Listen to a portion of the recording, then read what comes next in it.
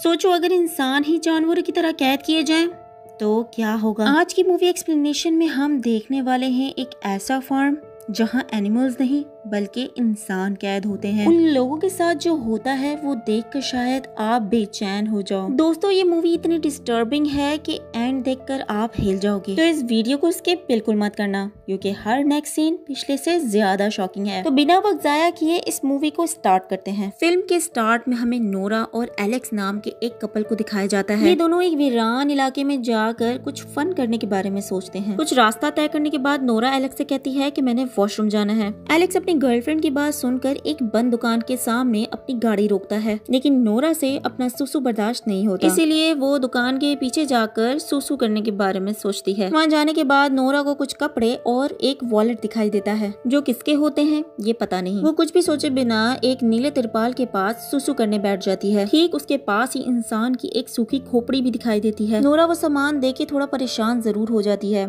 फिर वो गाड़ी में जाके ये सारी बातें एलेक्स को बताती है। एलेक्स उसकी इस बात को ज्यादा सीरियस नहीं लेता और फिर ये लोग दोबारा अपने सफर का आगाज करते हैं। कुछ रास्ता तय करने के बाद इन दोनों की मुलाकात एक बुजुर्ग औरत से होती है जिसकी गाड़ी खराब हो गई थी। एलेक्स उसकी मदद करना चाहता था, लेकिन वो औरत नोरा के साथ बदतमीजी करने लग जाती है। फिर उन दोनों को इस बात पे गुस्सा आ जाता है और वो फौरन वहाँ से जाने का फैसला करते हैं। कुछ देर बाद उन्हें भूख फील होती है, इसलिए कुछ खाने के लिए वो करीबी एक रेस्टोरेंट पर रुकते हैं। ऑर्डर देकर इंतजार करने के दौरान एलेक्स नोट करता है कि उसी रेस्टोरेंट के एक कोने पे बैठा हुआ आदमी उन्हें एक टिक देख रहा है। एलेक्स फिर इसको इग्नोर करता है और फिर अपना बर्गर खाने लग जाता है। खाना खत्म करने के बाद जब ये दोनों बाहर जाने लगते हैं तभी वो आदमी एकदम से नोरा के आगे आ जाता है। फिर वो नोरा का हाथ भी पकड़ लेता है। एलेक्स नोरा का हाथ उसे छुड़वाने के बाद उस पर गुस्सा करता है और फिर दोनों वहाँ से बाहर चले जाते हैं। कुछ रास्ता तय करने के बाद एलेक्स देखता है कि उसका पेट्रोल खत्म होने वाला है, इसलिए वो दोनों एक पेट्रोल पंप पे रुकते हैं। बिल देने के बाद एलेक्स वहाँ के वर्कर एंड्रयू से पूछता है कि यहाँ पर कहीं कोई रहने की जगह है जहाँ पर हम एक रात स्टे कर सकें। जवाब में एंड्रयू कहता है कि हाँ एक जगह है और वो करीब में ही है,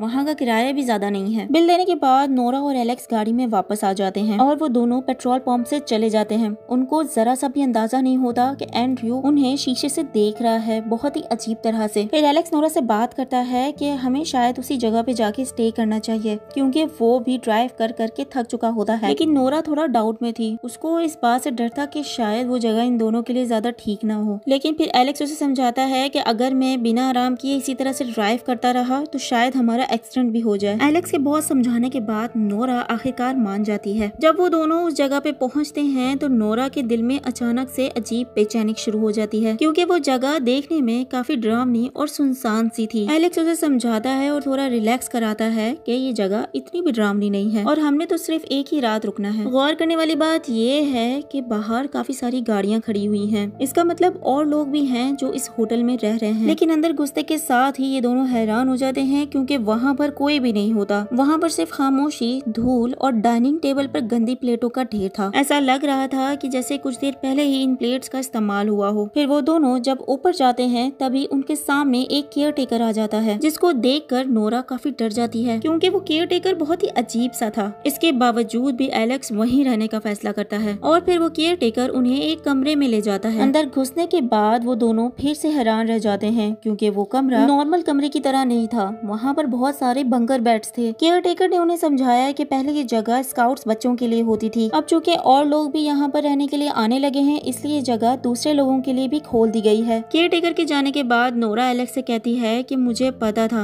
ये जगह रहने के लिए ठीक नहीं है। तभी हम देखते हैं कि वहाँ पर एक बेड पे खून का निशान होता है। थोड़ी देर में ही रात हो जाती है, इसलिए वो दोनों हाथ मुंह धोकर सोने की कोशिश करते हैं। जब वो दोनों गहरी नींद में चले जाते हैं तभी हम एक आदमी को देखते हैं जिसने बकरी के शेप का मुखौटा अपने सर पे पहना हुआ होता है। वो आदमी उन दोनों पर नजर रख रहा होता है। फिर अगले दिन जब नोरा को होश आता है तब वो अपने आप को एक पिंजरे में पाती है। घबराहट में वो चीखने लगती है और वहाँ से बाहर निकलने की पूरी कोशिश कर रही होती है। उसकी चीखें सुनकर वहाँ पर दो लोग आ जाते हैं जिन्होंने गाय और बकरी का मास्क अपने चेहरे पर लगाया हुआ होता है। वो इस पर बिल्कुल भी दया नहीं खाते हैं और एक केमिकल उस पर डालकर उसे बेहोश कर देते हैं। इसके बाद नोरा को एक अंधेरी जगह एक गोदाम में लेके जाया जाता है। वहाँ उसे एक कुर्सी पर कस के बांध दिया जाता है, वहाँ पर उसकी दोनों टांगों को फैलाकर बांधा हुआ था। वो देखती है कि एक खरगोश का मास्क पहने हुए एक औरत उसके पास ही खड़ी होती है। वो औरत जबरदस्ती एक गरमदार लोहा उसके प्राइवेट पार्ट में इंजेक्ट कर देती है। इंजेक्ट करते के साथ ही वो एक बड़ा सारा इंजेक्शन भी उसके प्राइवेट पार्ट में घुसा देती है। वो इंजेक्शन किस चीज के लिए होता है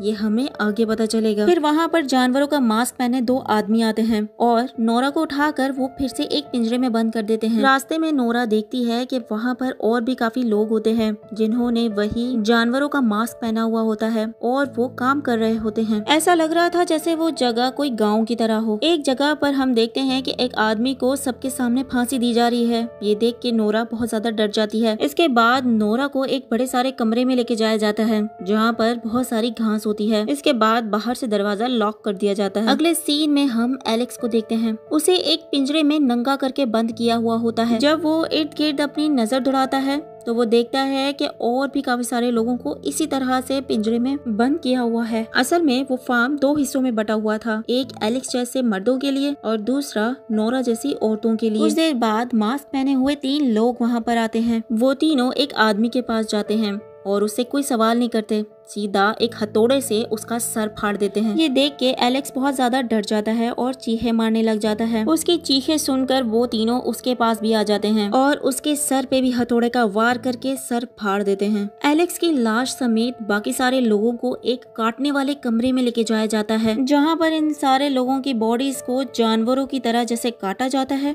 वैसे ही काट कर बेचा जाएगा। इन सारी बॉडीज को काटने से पहले इनका सारा कीमती सामान एक जगह पर जमा कर लिया जाता है। सुअर का मास्क पहने हुए आदमी को एक प्लास्टिक का बैग दिया जाता है। बैग के अंदर की चीज कोई आम कचरा नहीं थी, इंसानी जिस्म के कटे हुए हिस्से थे। वो ये बैग लेके बड़े आराम से उस कमरे से बाहर निकल आता है। उस बैग में इंसान के कटे हुए ऑर्गन्स होते हैं जिसे देख के गाँव के लोग ज्यादा कोई खास रिएक्शन नहीं देते। इसे देख के ऐसा लगता है जैसे कि ये इनके लिए बहुत आम सी बात हो। सुअर का मुखौटा पहने हुआ आदमी अपने एक दोस्त के पास जाता है और एक पिंजरा जिसमें मरे हुए इंसान की लाश होती है उसे उठाने में उसकी मदद करता है। फिर वो आदमी उसी केयर टेकर के पास जाता है जो असल में उनका बॉस होता है। इस अजीब से आदमी का नाम फुलैन होता है। इसके बाद वो अपने वर्कर के साथ रसोई में जाता है ताकि वो वहाँ जाके चेक कर सके कि सब कुछ सही चल रहा है कि नहीं। फिर वो वहाँ के शेफ को ऑर्डर देता है कि कुछ खास मेहमान आ रहे हैं, उनके लिए स्पेशल खाना तैयार किया जाए। कुछ देर बाद फुलैन को एक बॉस नामी शख्स की कॉल आती है जो उन सब का हेड होता है। फोन रखने के बाद वो सीधा सुअर का मुखौटा पहने हुए शख्स के पास जाता है और उसे बताता है कि बॉस आज रात आ रहे हैं। फुलैन उसे ऑर्डर देता है कि उनके लिए स्पेशल खाना तैयार किया जाए। इसके बाद फुलैन और वही सुअर का मास्क पहना हुआ आदमी औरतों के पिंजरे वाली जगह पर पहुँचते हैं। वहाँ जाकर एक सच सामने आता है। वहाँ की औरतों को गाय जैसे दूध निकालने के लिए इस्तेमाल किया जा रहा था। वो लोग उन औरतों को दूध निकालने वाली मशीनों की तरह यूज कर रहे थे। उन औरतों को पहले प्रेग्नेंट किया जाता, फिर उनका दूध बार बार पंप करके